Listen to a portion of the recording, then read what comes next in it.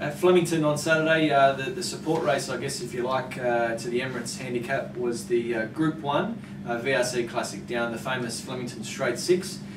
Standard weight for age race. Had a few, I guess, talking points leading into the race, none more so than the return of Apache Cat, winner of 5 Group 1 races in his last 5 starts, looking to make it 6, and I guess a bit of a send-off on his way to Hong Kong for their carnival there over December. Proved to be, I guess, not the fairy tale that they were looking for, with the winner of the race, Swick, from a couple of other handy horses behind him. So, Soom, you want to kick off, mate, with your thoughts of the VRC Classic?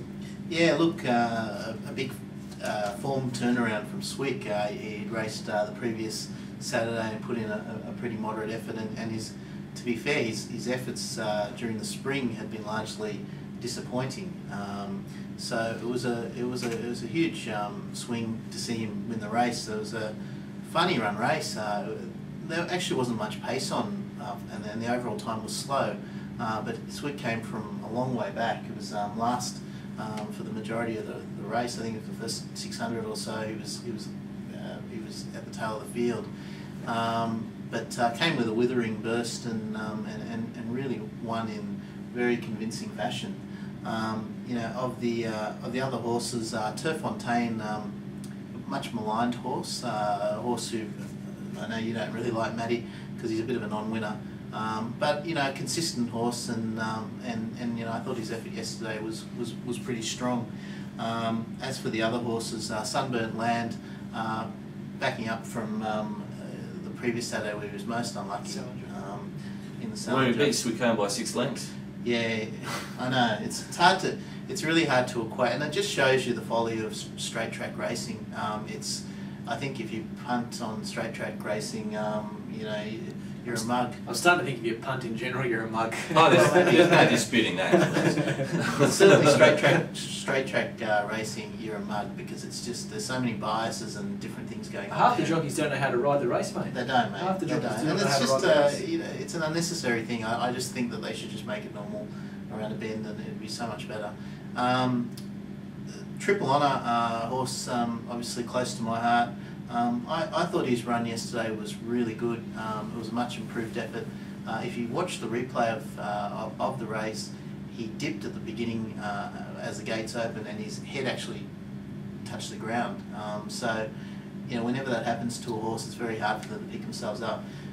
Admittedly, Swick was behind him in the run and still bolted in the race, so you couldn't say that it's that he got too far back. But Still found the line reasonably well. Found the line well, and I think he would have finished probably a length and a half closer had that incident not happened. And it was encouraging for connections. I think they've realised now the horse is a sprinter. I don't have anything else to say about the other horses. Arvo. Oh, sorry. Yeah. I should say one thing. Apache Cat. Yeah. I'll leave it mainly to you guys, but very much out of character effort. I actually thought there must be a sniper in the crowd, the way that he compounded at the 600. Yeah, a sniper's bullet. I thought there was someone there and he was shot, because I've never seen a horse, particularly a horse like that, of that calibre, just give up. There must be something. They've said there's nothing wrong with it, but that was just ridiculous. It was uncharacteristic, really. I've never seen the horse run like that. Well, the horse won 5 Group 1s in his last 5 starts. Yeah, exactly. Which is what I've always said about Group 1 racing. Doesn't really matter, does it? Arvo. Hey, yeah, look, Sniper's bullet, Sniper's bullet. Apache Cat, it was hit by a Sniper's bullet. Yeah, it was a ring-in, actually. It might have been wrong. Look, just drawing a comparison here, Swick has been out of form a little bit of late, although he did run second to El Cambio in a Gilgai last. No great lead up. Yeah, it was. That's right. And but earlier in his camp, or last autumn actually, he ran second, beating a neck in a lightning behind Apache Cat. So, but that form he hasn't been really able to replicate this spring, and he's been out of sorts.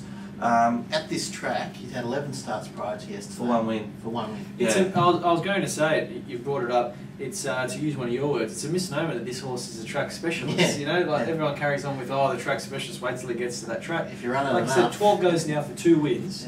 Okay, and at the track and distance, I think 10 starts for 2 wins. You know, yeah, won a Challenger this time last year, but he's had plenty of goes. Yeah, he's had plenty of goes. Yeah.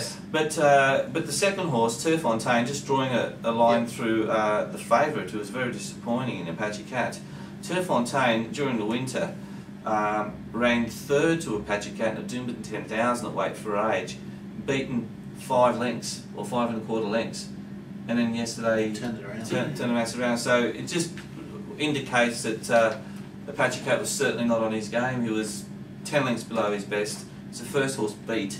But apparently they're putting him on a plane to Western Australia now. So to Perth for that carnival. So WA, I mean, what's he going to be against over there? Or Marasco, but and you know, but I'm saying he would have to pick up his game. New Zealand all over again. He'd have to get back. He'd have to get back to his best to be able to be winning those races, because if he doesn't, if he produces what he did yesterday, it's a pointless exercise. So we'll just wait and see. I really don't have much else to say about this race, mate.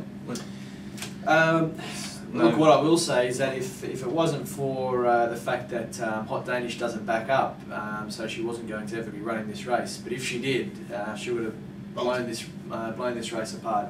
These are B graders, apart from Apache Cat and Triple Honour, who have both had sort of unorthodox preparations, and Triple Honour was unlucky, and Apache Cat, obviously something went wrong there.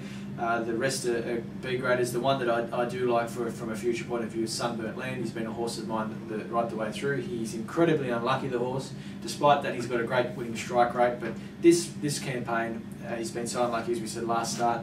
Was a bit slow to begin. Chris Simons, I don't know what he was doing, pulled him to the rail, and at the back. Much better ride yesterday, though. It was a better ride, and I thought he was going to win when he hit the front, but they it was a big step up in class for him. It was weight for age as well. One thing I will say, that horse also is by Scenic. Yeah. Scenic's the sire of Melbourne Cup winner View. So in a 4-day period, he's sired the Melbourne Cup winner and the 3rd place getter in the group runs. We've mentioned Scenic in previous shows that he's now standing. How versatile is he? Yeah, oh, fantastic.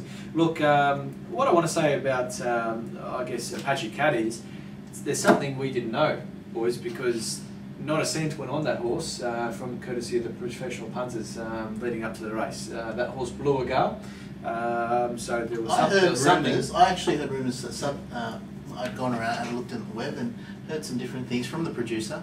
No, I'd heard some rumours that the horse was off his feed for a couple of days in the lead up to that race. See, and the pros, the professional punters would get wind of that sort of thing. If that sort of thing is happening, isn't it the responsibility of the trainer to report that to the stewards? But then, you're suggesting that all trainers are honest. You're suggesting that all trainers. Or he's suggesting he's not honest. Coming with this stuff. Well, no, it's, look. I'm saying it's a rumour. As a rule, if the horse is off or something's going on, it is the trainer's job to report that to the stewards, because the steward's job to keep the integrity of the sport going. Now, if there's something wrong with the horse, we should know this. But then the rules are, though. The rules are there to be broken all the time. I don't know what that means. That doesn't mean that it didn't happen just because there's a rule to suggest that you should do that. Oh, well, maybe he wasn't off his feet, I'm not saying. But all I'm saying is there was something missing from his, I guess, chances there yesterday, because not a cent went on the horse. All right, the horse was by far... Look who won the race. Okay, Swick won the race from Turfontaine. Apache Cat was rivaling Weekend Hustler for champion horse of the year. Okay, so this is what we're talking about. He was probably the only weight for age quality horse in there. No, that's right. And he's got beaten a mile. So yeah, I heard that his horse had to run on the Saturday because the Hong Kong was the objective. Yeah, so that's right. He had to actually run in that Apparently race. He's been ready for a while though. Like he's been ticking over for a while. My sources claim that he was off his feet. Yeah, I wouldn't be surprised. Well, if your sources claim, it must have been. But the thing, guys, Apache Cat, the word Apache just went missing out of the name yesterday, and we just had the cat turn up. Look, so for me, guys, wrapping up, for me, the only horse that I follow out of this race is Sunburnt Land. I think he's a fantastic sprinter of the future. He was a middle distance galloper last preparation. It's unreal. Full credit to the trainer, Matt Ellerton, because he's revealed a sprinter there who could win over 17 and 1800, I think. So he's a horse that you can really follow after his first attempt at weight for age. So anything else to add? No, that's pretty much it. The VRC Classic. Thank you, guys.